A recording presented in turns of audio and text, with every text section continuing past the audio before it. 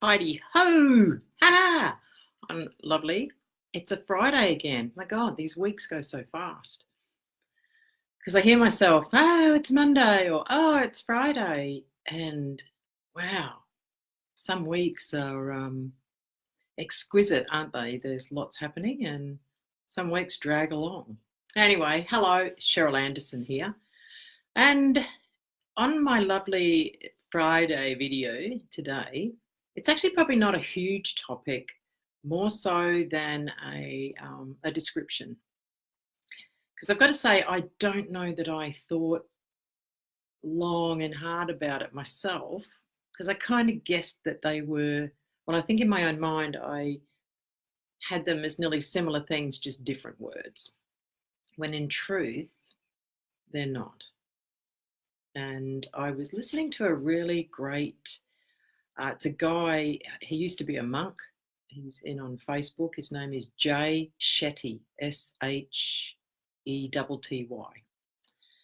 Anyway, amongst other really wonderful and profound things that he was talking about, um, he was talking about your passion and your mission.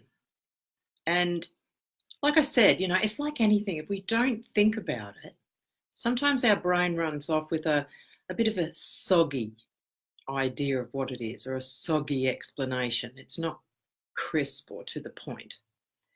Now, like I said, passion and mission were kind of nearly the same thing, but I hadn't really thought about it much at all. So when he was talking about this, and amongst other things he'd said, and then this was in the middle, and then there was other things, that your passion is for you, and your mission is what you give to others. All right. Now, I thought it was so simple and beautiful in that really quickly it divided not so much the responsibility, but the which way were these things going. Passion is inside, and it travels around inside of us, and it's something that we follow. It's innate in us. We are born with a drive towards certain things. Some people are musically inclined. Some people are more like a Mother Teresa type thing. Everybody has their abilities, their skills, and each person will want for different things or different outlets as well. But the passion is something that is inside. That is what really rocks your boat, floats your boat, sends off rockets of delight. Now, that is something that not everyone, so I've learned in my years, when somebody asked me the question a long time ago, what is it that you really want to do, Cheryl? And aside from what I was doing, which I loved, but it was a skill. It wasn't necessarily a passion. The person had said to me, it's not the easiest question to answer.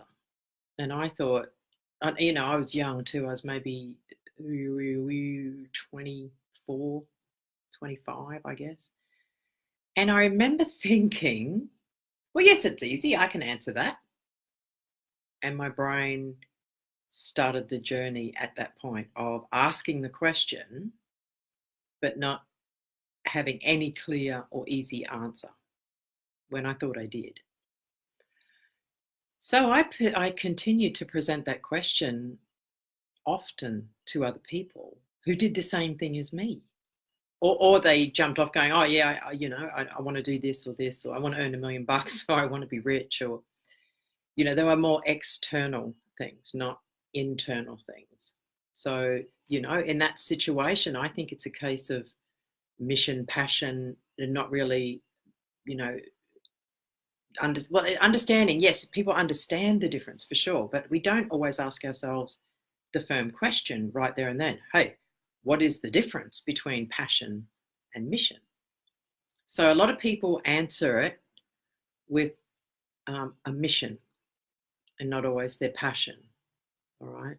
So this is what I'm getting at, is sometimes the understanding of those two words can get blurry, let's say. So well, for me, that question, I kept asking it for a long time, by the way. I kept thinking I had the answer, right? But then I had to keep amending that or editing that or updating it, right? As I understood more about myself, and as the questions, just asking the question opens you up to a lot of universal thought, a lot of open thought, or God, whoever you want to think about. So in that opening up, it allows a lot of wisdom in. So in turn, that asks more questions, which you get more answers. This is evolution. This is your own evolution. Ask a question, find the answer. And if it's anything like mine, usually you get an answer and then there's another question or 20. And sometimes it's like that. So, my passion, I know what my passion is. My passion is helping people to not rely on ideas and beliefs that are not serving them and are not helping them in their pursuit for individuality or for authenticity and for self-sufficiency. I mean, I think people can make great decisions for themselves, great decisions. They have enough information, right? This came up, was a very long, long time ago. In 1994, I worked selling new cars for Toyota. And there was a lot of push went on in that field that I had to, they wanted me to become someone that I simply couldn't be, because they wanted me to basically push people into buying a car by telling them all of the wonderful features and the benefits and shove. And it really didn't sit well with me. Well, I worked there for, I think I made it to maybe 2 months, I guess. And I just couldn't do it. And I remember saying to my sales manager, he said, buyers are liars. And I came back with, yeah, well, sometimes salesmen are assholes. So no one comes in showing their cards, like in a card game.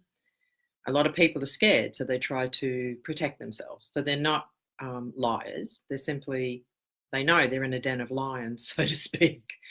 And I remember saying, no, I believe every single person can make a great decision for themselves and the best decision for themselves if they have enough information and they're allowed the amount of time to process that information. Now, bear in mind, some people you can just like throw it like a nail gun, and people are picking up, get it, yeah. That's not everybody. Some people need to go away, have a coffee, have a think. Some people go away, have a sleep, have a think. Some need a week, some more. Now, that didn't really ring too well. It didn't wash with my manager. So I said, I just can't work here anymore. It's just, I'm not going to change my values or my morals or my beliefs in order to sell a car to somebody who clearly, in this instant that I was having back then, they couldn't afford it. And that's what was happening. So I wasn't about to be part of pushing someone into something that was not for them. So anyway, coming back to my passion. So my passion is, I believe everybody, if given the right information, will do fine on their own. Now, lots of people don't have access to that information. It's the only reason that they don't have the questions answered. All the way through, like even the worst of the worst, you think about some of the homeless. They don't have access to the information that they would need to get themselves into a better place. All right. It's there, the information's there for them, the services. Not always. I'm not saying, oh, it's a dream and anyone on the street just needs information and they'll be fine. In fact, quite the opposite. However, there is information out there, but if they're not given that information, then they can't make great decisions, or they can't make certain decisions, all the way through to people with gobs of cash, right? It's still, there's decisions to be made. So I like to help people in the sense of getting them just back on their feet. That's it. Believing in them, seeing the greatness in them, which there's greatness in everybody. Some people turn to the dark side, and that's their choice. However, the people I see are amazing. A lot of people just don't have a lot of faith in themselves. No, we don't spend a lot of time talking anymore. So there's not much room for conversation, and there's not much room for uplifting conversation, right? So I think that, helping people just get on their feet with themselves, changing their internal posture, which is your sense of self, which is when I first heard internal posture, I thought it might have been, sit up straight, but that would be your physical posture, your structural posture. But then when I understood internal posture is, who would have good internal posture? Let's say Richard Branson.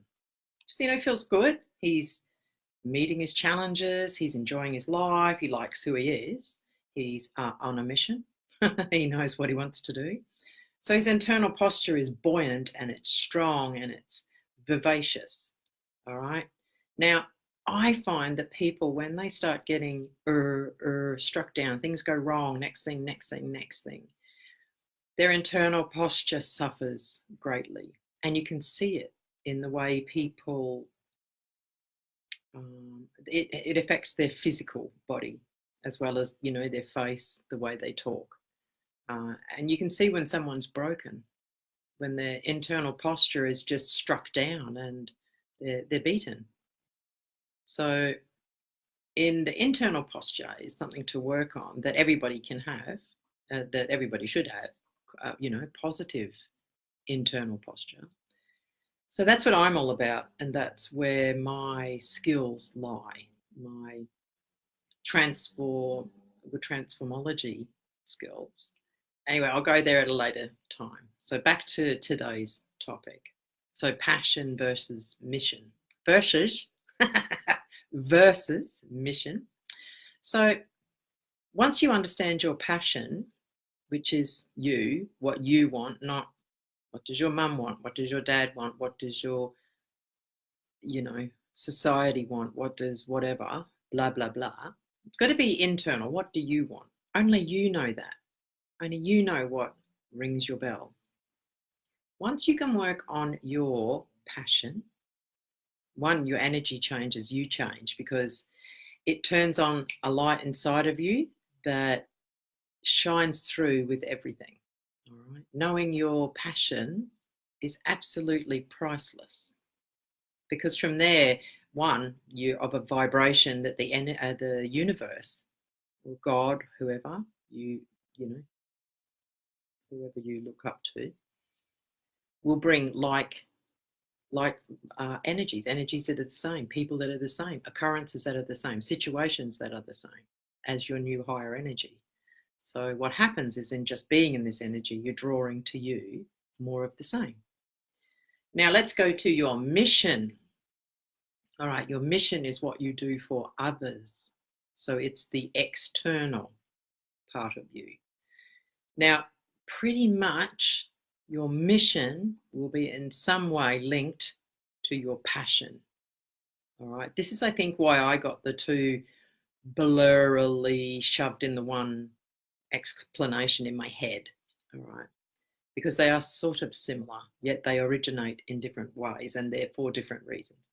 So your mission will then be something that you do for others, whether they be humans, animals, the planet.